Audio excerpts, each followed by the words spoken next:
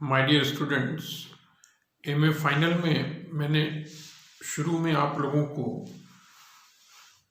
एक file share करी थी जिसमें मैंने भारतीय संविधान के स्रोत के बारे में बताया था।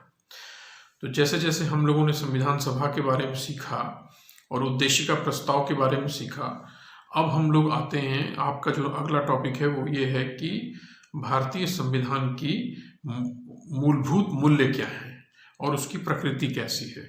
तो आज के इस वीडियो में हमारा फोकस जो है वो पढ़ाई इस बात पर है कि भारतीय संविधान के मूलभूत मूल्य क्या हैं।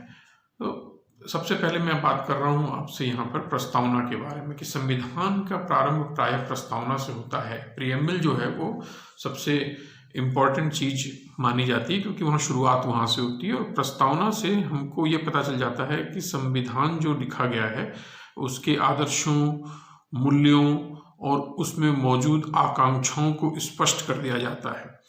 तो अन्य सभी देशों के संविधानों में भी प्रस्तावना है और भारत के संविधान में भी प्रस्तावना रखी गई है, और इसलिए हमको जो पढ़ना पड़ता है कि भारतीय संविधान के मूलभूत मूल्य क्या है, तो हमें प्रस्तावना का ही अध्ययन करना पड़ता है। और भारतीय संविधान की जो प्रस्तावना है वो इस प्रकार से लिखी गई है। आप लोगों ने इसे कई बार देखा होगा, जो कि अक्सर आपको पढ़ने को मिला होगा कि we the people of India having solemnly resolve to constitute India into sovereign socialist secular democratic republic. तो ये अक्सर आपने पढ़ा होगा और आपकी किताबों में भी बैक पेज पे, कवर पे अक्सर ये छपा रहता है। मैं आपको एक बार फिर से हिंदी में पढ़ के सुना देता हूँ।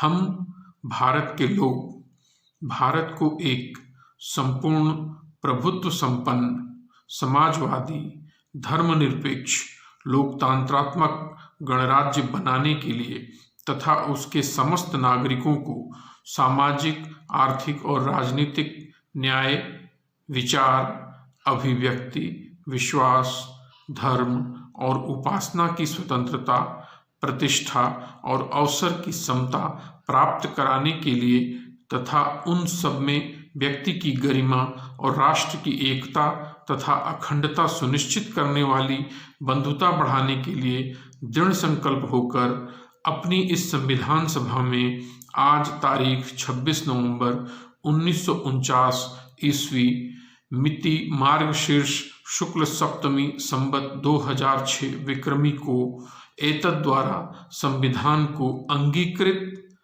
अधिनियमित और आत्मार्पित करते हैं। इस प्रस्तावना को हम लोगों को पढ़ना पड़ता है और समझना पड़ता है। अब प्रस्तावना के कुछ मुख्य तत्व हैं जो मैं आपको यहाँ पर बताना चाहता हूँ, जिससे हमें ये पता चलता है कि संविधान निर्माताओं ने, भारतीय संविधान के निर्माताओं ने किस प्रकार की बातें जो हैं वो कहना चाहते थे। तो पहला उन्होंने कहा था कि हम भारत के लोग इस संविधान को अंगीकृत, अधिनियमित तथा आत्मार्पित करते हैं। इसका अर्थ यह है कि अंतिम सत्ता जनता में निहित है। संविधान की प्रस्तावना ने यह क्लियर कर दिया है कि इस देश की अंतिम सत्ता जनता में ही निहित है और जनता ही संविधान की निर्माता है और जनता ही इसे समाप्त कर सकती है। इसे समाप्त करने का अधिकार संघ यानी केंद्र या राज्य सरकारों को नहीं है। जनता ने ही इस संविधान को अपनी इच्छा से अंगीकार, अधिनियमित तथा आत्मार्पित किया है। उसे जनता पर विदेशी सत्ता अथवा एक पक्षीय सरकार द्वारा जनता पर थोपा नहीं गया है। तो ये चीज जो है वो हम लोगों को समझना पड़ता है कि हमने ही इसे एडॉप्ट किया है, हमने इसे इनेक्ट किया है और हमने इसे स्वयं को दिया, आत्मार्पित किया हम लोगों ने इसे। तो इसके बारे में संविधान विशेषज्ञ सुभाष कश्यप जी ने कहा है कि यह कहकर कि हम भारत के लोग इस संविधान को स्वीकृत, अधिनियमित और आत्मार्पित करते हैं, संविधान निर्माताओं ने इस बात की निष्ठापूर्वक पुष्टि कर दी कि हम लोग, भारत के लोग एक हैं और हम विभिन्न राज्यों आदि के लोग नहीं हैं। संप्रभुता भारत के सभी लोगों की है, न कि अलग अलग राज्यों के लोगों की और यह कि संविधान को राज्यों के लोगों द्वारा ही नहीं बल्कि भारत के सभी लोगों द्वारा अविभाज्य प्रभुत्व संपन्न इकाई के रूप में उनकी सामूहिक हैसियत में निर्मित तथा स्वीकृत किया गया है। दूसरा पॉइंट जो है वो इम्पॉर्टेंट है, वो संपूर्ण प्रभुत्व संपन्न। संपूर्ण प्रभुत्व संपन्न का अर्थ है कि भारतीय गणराज्य आंतरिक और विदेशी मामलों में किसी अन्य शक्ति के अधीन नहीं है। यानी भारत का संविधान ये बताता है कि ये संविधान जो है इसके ऊपर कोई ना तो विदेशी ताकत कार्य कर सकती है और ना ही आंतरिक ताकत से हम कहीं शक्ति के अधीन हैं। कि भारत के लिए यह आलोचना की गई थी कि संप्रभु राज्य होते हुए भी भारत कॉमनवेल्थ ऑफ नेशंस का सदस्य कैसे है, राष्ट्रमंडल का सदस्य कैसे है, क्योंकि उसका अध्यक्ष जो होता है ब्रिटिश सम्राट होता है। परंतु राष्ट्रमंडल का सदस्य होने से भारत की संप्रभुता पर कोई प्रभाव नहीं पड़ता, क्योंकि राष्ट्रमंडल जो है वो राज्यों का एक ऐच्छिक समझौता है। हम उस राष्ट्रमंडल के अंदर और भी जो राज्य हैं वो उनका वो एक वॉलंटरी समझौता के अनुरूप होता है, और उसका यह अर्थ नहीं है कि हम कॉमनवेल्थ ऑफ नेशंस के सदस्य बन गए तो हमारी संप्रभुता खो जाती है, ऐसा बिल्कुल भी नहीं है। तीसरा जो इम्पोर्टेंट चीज़ है वो है समाजवादी। यद्यपि संविधान सभा में अनेक सदस्यों द्वारा इस बात पर बल दिया गया था कि भारत को एक समाजवादी राज्य घोषित किया जाना चाहिए, लेकिन तब अधिकांश सदस्यों ने इस विचार को इस आधार पर त्याग दिया कि एक विशेष दर्शन के साथ जोड़ने से विवाद का विषय बनेगा। परंतु 1976 में आपने आपातकाल में इमरजेंसी के दौरान इंदिरा गांधी ने संविधान की प्रस्तावना में संशोधन करके समाजवादी शब्द को इसलिए जोड़ा था कि भारतीय राज्य व्यवस्था को एक दिशा दी जानी चाहिए। भारत में समाजवाद जो है वो पश्चिमी जो नमूने हैं समाजवाद के उनसे अलग है, और यहाँ पर जो समाजवादी शब्द है वो राज्यों की आर्थिक गतिविधियों के संबंध में ज़्यादा प्रयुक्त होता है कि भारत का राज्य जो है वो आर्थिक गतिविधियों को के लिए किस प्रकार का विजन रखता है, क्या दृष्टिकोण है। फिर है धर्मनिरपेक्ष, सेकुलर। संविधान की प्रस्तावना में यह शब्द सन 1976 में किए गए 42वें संविधान संशोधन के द्वारा जोड़ा गया, जिसमें इंदिरा गांधी जी की सरकार ने संशोधन किया था। इसका अर्थ है कि भारत धर्म के क्षेत्र में न तो धर्म विरोधी है और न धर्म का प्रचारक, बल्कि वह तटस्थ है। तो धर्मनिरपेक्ष शब्द जो है वो ये बताता है कि भारत के सभी धर्मों से समान दूरी बनाता है भारत का राज्य, और सभी धर्मों को समान सम्मान देता है। यह उसकी धर्मनिरपेक्षता है, क्योंकि राज्य के अंदर रहते हुए प्रधानमंत्री के सामने सब बराबर है। भारतीय राज्य के सामने सब बराबर है, चाहे वो किसी भी धर्म के लोग क्यों न हों। तो इसलिए भारत का राज्य जो है धर्मों से एक विशेष दूरी वो बनाता है। तो ये एक उसकी धर्मनिरपेक्षता का परिचायक है। फिर एक मूल्य जो प्रस्तुत है प्रस्तावना में, उसे बोलते हैं डेमोक्रेटिक, यानी लोकतंत्रात्मक। लोकतंत्रात्मक का अर्थ है कि भारत में राजसत्ता का प्रयोग जनता द्वारा निर्वाचित प्रतिनिधि करते हैं, वही जनता के प्रति उत्तरदायी होते हैं। तो भारत की जो लोकतांत्रिक व्यवस्था है वह हमें सिखाती है कि यहाँ पर कोई भी अन्य तरीकों से पॉलिटिकल पावर का यूज़ नहीं कर सकता है। पब्लिक पावर का यूज़ सिर्फ जनता के निर्वाचित प्रतिनिधि ही कर सकते हैं, और वो जो हैं वो जनता के प्रति उत्तरदायी होते हैं। गणराज्य। गणराज्य का अर्थ यह है कि राज्याध्यक्ष का प्रत्यक्ष या अप्रत्यक्ष रूप से जनता के द्वारा निर्वाचित होना है। गणराज्य का अर्थ ये होता है कि राष्ट्र का अध्यक्ष जो है वह निर्वाचित व्यक्ति है। एक तो गणराज्य का अर्थ ये है, और एक गणराज्य का अर्थ ये होता है कि राष्ट्रपति से लेकर राज्य के अंदर मौजूद सभी समस्त प्रकार के पद, चपरासी तक के पद जो हैं वह भारत के नागरिकों के लिए ओपन है। कोई भी नागरिक इन पदों पर आ सकता है, आसीन हो सकता है। तो जो भी भारत का नागरिक है वो इन पदों के लिए आ सकता है। किसी के ऊपर कोई बंधन संविधान ने नहीं लगाया है, और बंधन नहीं लगाने का अर्थ है कि ना तो भारत का राज्य और भारत का संविधान किसी भी प्रकार से जन्म, वंश, धर्म, जाति, लिंग, जन्म स्थान, अन्य किसी प्रकार के बंधन से किसी भी नागरिक को रोका नहीं जा सकता। तो इसलिए भारत जो है वो एक गणतंत्र है, गणराज्य है। फिर है, आपने एक मूल्य इसमें देखते हैं, सामाजिक, आर्थिक एवं राजनीतिक न्याय। तो सामाजिक न्याय का अर्थ है कि सभी नागरिकों को बिना किसी भेदभाव के समानता प्राप्त हो। सामाजिक न्याय के बारे में आपने पहले भी पढ़ा होगा, और इसका अर्थ यही है कि किसी भी प्रकार का भेदभाव उनके बीच में नहीं किया जाएगा।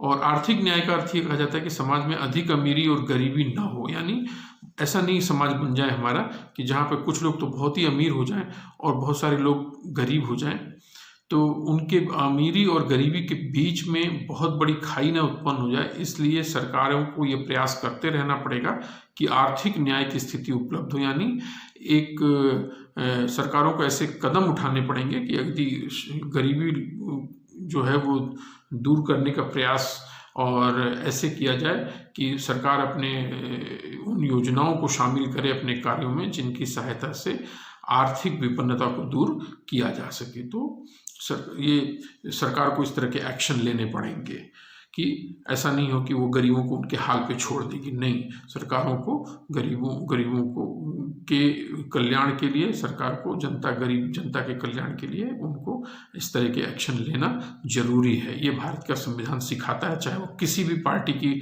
वहाँ पर सरकार मौजूद हो, चाहे कोई भी व्यक्ति वहाँ सरकार में मौजूद हो, उसे करना है। इसीलिए आप अक्सर देखते हैं कि आपको भारत की समस्त सरकारें जो है वो ऐसे कदम उठाती हैं कि गरीबों को आवास मिले और उनको रोजगार मिले, और इसके लिए सरकारें प्रयत्न करती हैं और उनके ऊपर बहुत बड़ा पैसा सरकार खर्च भी करती है। राजनीतिक न्याय का अर्थ है कि सभी नागरिकों को राजनीतिक क्षेत्र में समान और स्वतंत्र रूप से भाग लेने का अवसर हो। तो राजनीतिक न्याय के अंतर्गत यही है कि किसी को भी राजनीतिक प्रक्रिया में भाग लेने से रोका नहीं जाएगा। तो इसलिए आप पाते हैं कि सभी को वोट देने का अधिकार है, और जब चुनाव होते हैं तो बार बार जो है ये अपील की जाती है कि आप लोग अधिक से अधिक संख्या में आएँ और अपना वोट दें। वो सब कुछ राजनीतिक न्याय की वजह से है, क्योंकि राजनीतिक न्याय कहता है कि हमको ये प्रयास करना है कि सभी लोग अपने राजनीतिक अधिकारों का प्रयोग करें। फिर आप एक पढ़ते हैं, इसके प्रस्तावना के अंदर एक मूल्य आता है स्वतंत्रता, समानता एवं भ्रातृत्व का। तो भारतीय संविधान में नागरिकों को अपनी विचार अभिव्यक्ति का, अपने विश्वास का कि जिसमें वो विश्वास करता है, अपने धर्म और उपासना की स्वतंत्रता दी गई है, और ये सभी नागरिकों को प्रदान की गई। तो इसलिए यदि आप अल्पसंख्यक भी हैं भारत जैसे देश में, तो भारत का संविधान आपको संरक्षण प्रदान करता है कि आपको यह जो है वो स्वतंत्रता दी जाती है कि आप अपने तरीके से अपनी पूजा उपासना कर सकें। यहाँ पर यह एक भारतीय संविधान के अंदर स्वतंत्रता दी जाती है। नागरिकों की प्रतिष्ठा को सम्मान रखा जाएगा, अवसर की समानता प्रदान की गई है, और व्यक्ति की गरिमा जो है, व्यक्ति का जो इज्जत है वो जरूर इसके अंदर किया जाएगा। किसी भी व्यक्ति को ऊंचा नीचा या श्रेष्ठ या हेय नहीं बनाएगा। सरकार अपने कानून से, राज्य अपने कानून से सभी व्यक्ति की गरिमा का ध्यान रखा जाएगा, और राष्ट्र की एकता तथा अखंडता को जो सुनिश्चित करना होता है उस वाली बंधुता को जो है वो प्रस्तावना में संकल्प लिया गया है कि उनको बढ़ाया जाएगा। इसीलिए आप पढ़ते हैं कि कश्मीर से कन्याकुमारी तक भारत एक है। तो आप जब ये लाइन, कभी आप बस स्टैंड में जाएं या रेलवे स्टेशन पे जाएं या कहीं ऐसे पब्लिक प्लेस पे जाएं, तो आप ये जब ये लाइन पढ़ें तो आपको प्रस्तावना का ख्याल आना चाहिए। ये लाइन पूरे भारत में हर जगह लिखी जाती है, कश्मीर में भी लिखी जाती है और वहाँ पे उनकी लोकल लैंग्वेज में लिखते हैं। हिंदी भाषी प्रदेशों में हिंदी में लिखते हैं, जहाँ पे मराठा बोली जा रही वहाँ मराठी में लिख देते हैं, जहाँ तेलुगु बोलते हैं वहाँ तेलुगु में लिखते हैं। तो हर जगह लिखते हैं और हर नागरिक को सिखाते हैं कि हम सब भाई भाई हैं, संपूर्ण भारत कश्मीर से कन्याकुमारी तक एक है। ये सब कुछ इसी भावना के अंतर्गत करना पड़ता है सरकारों को क्योंकि प्रस्तावना ने ये इन मूल्यों को संविधान में स्पष्ट कर दिया है कि संविधान के समस्त प्रावधानों का एकमात्र उद्देश्य है प्रस्तावना के इन मूल्यों को आगे बढ़ाना। यही चीज जो है वो संविधान का मूल्य है, मूल्य जिसको हमें समझना था। मूलभूत मूल्य यही चीजें होती हैं संविधान की। तो आज के वीडियो में बस इतना ही, आगे के वीडियो में हम और बातें सीखेंगे। Thank you so much.